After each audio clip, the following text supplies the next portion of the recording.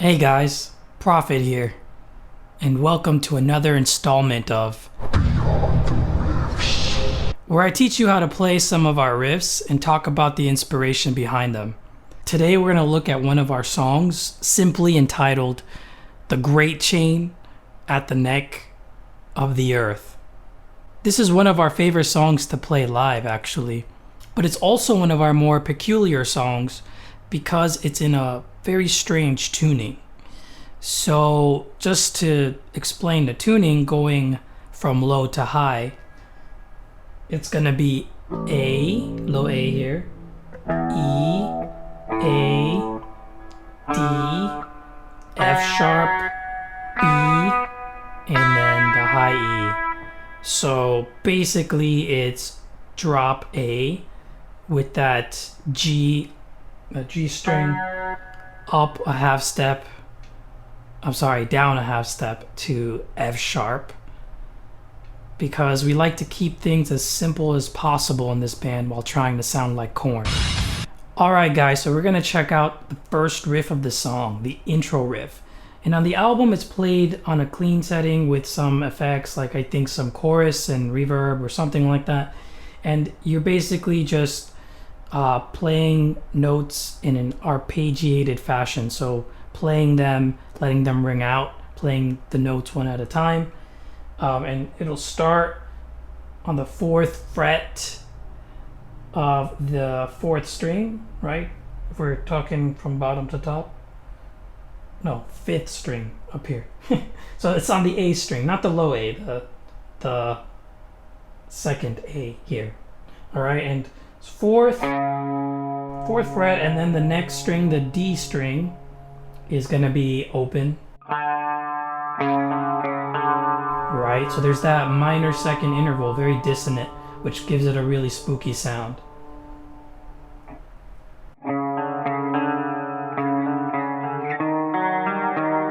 And then here you're actually hitting the open F sharp.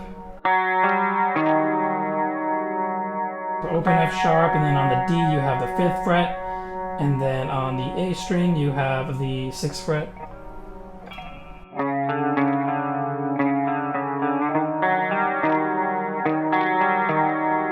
So you do that twice.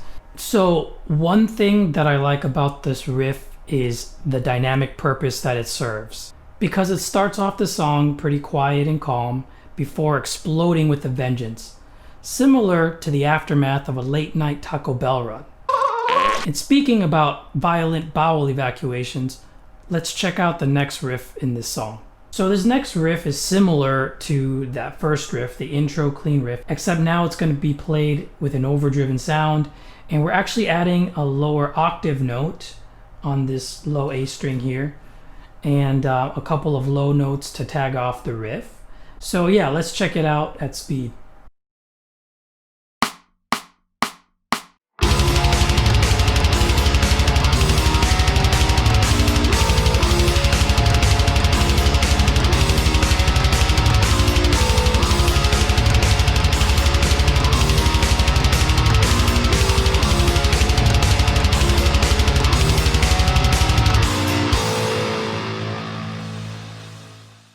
So for these riffs, I wanted them to sound creepy, and the use of dissonance I feel really lent itself to that.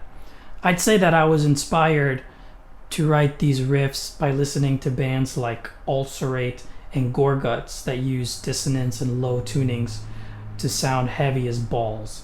And so that's kind of the vibe I wanted to go with this song in particular, as if you listen to Scourge, you'll notice that this song sounds pretty different from the rest of the songs.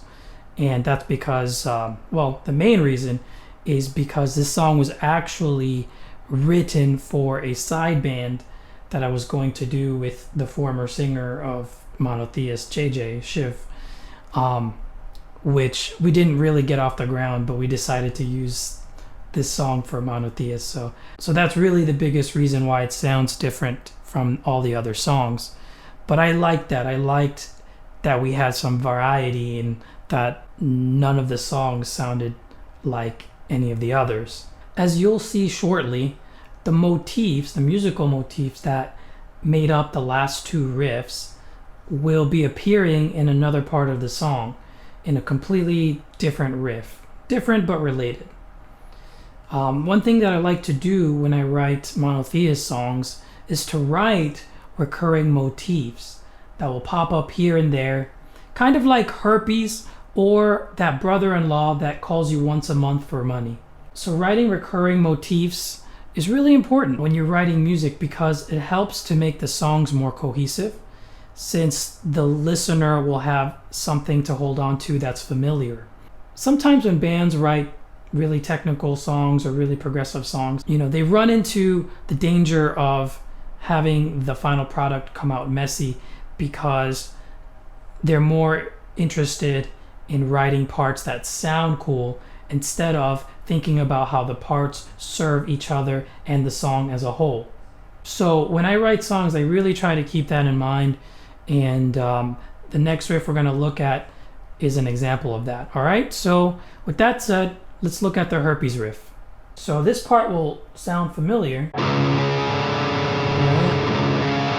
But this is how it goes. It'll be like it's a little different, but you see that motif of the open notes, right? The arpeggiated note. Octaves.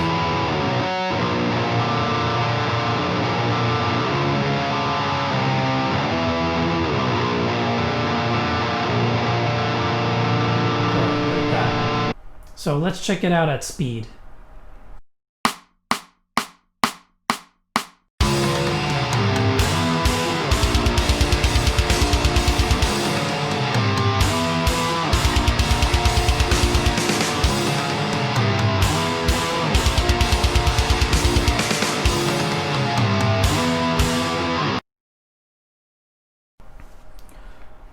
Alright guys, and with that, we are going to look at the last riff I want to talk about today, and that is the slow, doomy part of the song. A lot of fans say that they really like this part, and I have to admit, this part is fun as heck to play live. And that's important because that's one of the reasons that I wrote this part. I noticed that when I went to concerts and I saw doomy bands, sludge bands that would play really, slow parts, heavy parts, low tuning, all of that kind of stuff live, even though personally I'm not a fan of just listening to those bands regularly, but to see them live, boy oh boy, man, that will hit you hard.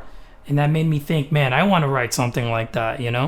I want people to feel that when we play live. So that was really the impetus behind writing this kind of thing, and so this riff was the result. So it has a couple of different parts and the timing changes, and you'll see that when I play it at speed, and you'll get to check out the tabs and everything.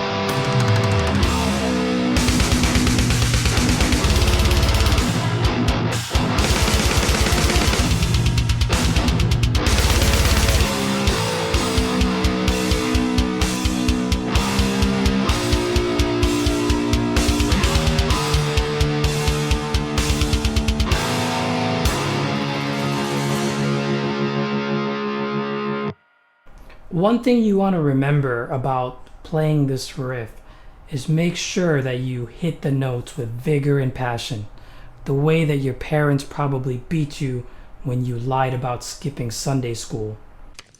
No, Daddy, no! Well, guys, that's it. We took a look at some of the riffs from the Great Chain at the Neck of the Earth. And I talked a little bit about the inspiration behind the riffs as well.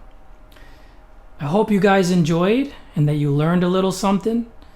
And I'll see you guys on the next installment of